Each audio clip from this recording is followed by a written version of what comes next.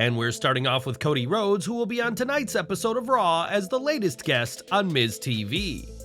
Fresh off his loss to Brock Lesnar at Night of Champions, everyone is excited to see where Cody goes from here and what is next for the American Nightmare. According to sources within WWE, the company is still deciding what will happen on tonight's Raw, but one plan involves Brock Lesnar showing up. The idea behind this is that Lesnar would accept Cody's challenge for a match which would take place next month at Money in the Bank. Cody has made it clear that he's not finished with the Beast just yet, and given that both men have a win each, a rubber match feels inevitable. Of course, this plan hinges on WWE being able to get Lesnar in for this week's show, but if not, then Cody will likely be facing another former world champion. WWE's second option is for Cody and The Miz to get into an argument on Raw, culminating in the men having a match later in the show, one that Rhodes would likely win. The idea behind this is that Rhodes needs to build back some momentum after his loss to Lesnar in Jeddah, and a win over The Miz will do just that. The third idea would see Rhodes begin a feud with someone else entirely who would interrupt Miz TV or be invited as a surprise guest on the show. We can't say for certain who that would be, but it has been rumored that Seth Rollins could be that very person, bringing the World Heavyweight Championship with him. One source within Creative even reached out to state that if WWE goes with this idea, a World Heavyweight title match will take place, likely at Money in the Bank, but that Rhodes will be cost the match by Brock Lesnar, setting up their rematch at SummerSlam. If not Rollins, a newcomer such as JD McDonough would be a solid pick for Rhodes to tide the American Nightmare over until his next major feud. These are three ideas for Rhodes, but it's clear that WWE had big plans for him. And what do you want to see for the American Nightmare on tonight's Raw? As we mentioned, a match between Seth Rollins and Cody Rhodes could be in the works for Money in the Bank, and even if we don't get that match, fans can expect Seth to appear in London. Rollins has vowed to be a fighting champion, and on Twitter this week, New Japan's Will Ospreay teased a match with Seth, stating that the O2 Arena is just 20 minutes from his house. The fact that Seth responded shows he's interested, and in several tweets, fans pleaded with Triple H to try and make this match happen. With Ospreay not being a WWE superstar, the odds of this match being made official prior to Money in the Bank are incredibly slim, but it would certainly be an epic collision between two of the best today. Earlier this year, AEW's Saraya was fined by the promotion for using an English insult during a segment, which higher-ups in the company felt went too far. Saraya even had to apologize behind the scenes for the use of the word twat, and while there's not been any fines since the incident in March, a recent line by the Brit has raised some eyebrows. In the main event of last week's Dynamite, Saraya teamed with Chris Jericho to face Adam Cole and Britt Baker, and the former Divas champion had some choice verbiage for one fan in attendance. When the fan told Saraya that she sucks, hardly an original insult, the British wrestler fired back with the particularly cutting, "And you swallow." We haven't heard about Saraya getting fined for this line, but we wouldn't be surprised if it happened, as AEW has done with her and others in the past. Clearly, Saraya is having a lot of fun as a heel in AEW, and while Jericho and Saraya were defeated on Dynamite, this line will make for a very memorable moment for that fan at the show. Later this month, AEW will finally release its Fight Forever console video game, which has faced multiple delays since it was announced in late 2020. Not only will the game feature some of the biggest names in AEW as well as Cody Rhodes, but it will also feature Owen Hart in The Rocket's first appearance in a game since 2004. This week, fans got their first glimpse at Owen in the game, as well as a sneak peek of the Road to Elite mode, AEW's answer to Career mode.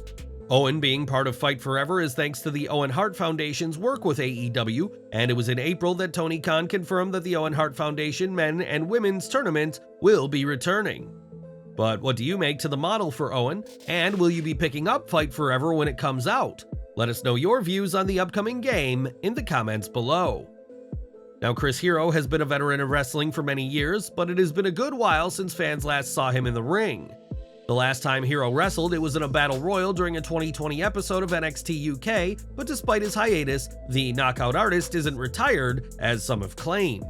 Speaking to Grapsody, the West Coast Pro Wrestling matchmaker said that he is just currently inactive, but has big plans to return to the ring himself one day down the line.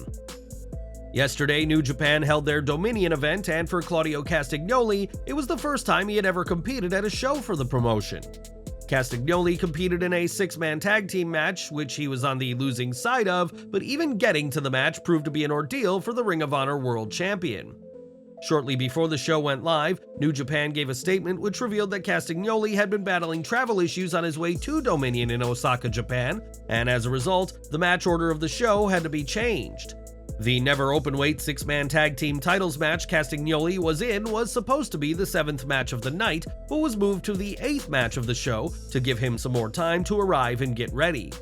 Despite some fear that he might miss the show entirely, Castagnoli landed just in time to make his debut appearance, and his match happened in the semi-main event spot of the show. Castagnoli didn't get the result he wanted, but he was at least able to make his presence felt in New Japan Pro Wrestling, and hopefully he can avoid similar delays in the future. It was in 2013 that Sami Zayn joined WWE after years of making a name for himself as the Masked El Generico. Despite his years in the business, Zayn was sent to work and train in NXT, but the Goldbrand's methods of motivating talent didn't inspire confidence in the Canadian.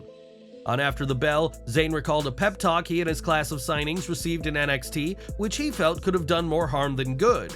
He explained, "I remember a line something to the extent of, 'If you don't want to be the next John Cena, you shouldn't even be here.' I remember hearing that and being completely mouth agape. What? This is insanity. Let's just say we're in a room with 100 people. Let's just say the next John Cena is in this room.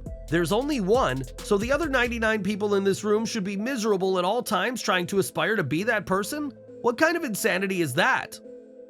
Zayn added that talent were told that they should be unhappy and furious about being in NXT, as they should want to be part of the main roster, and that everybody else on the brand was their enemy.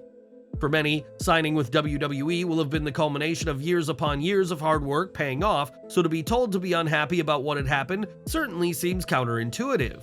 Zayn may not have been positioned as the next John Cena, but he has certainly been a popular hit with the WWE Universe, so perhaps the two have more in common than one would first believe.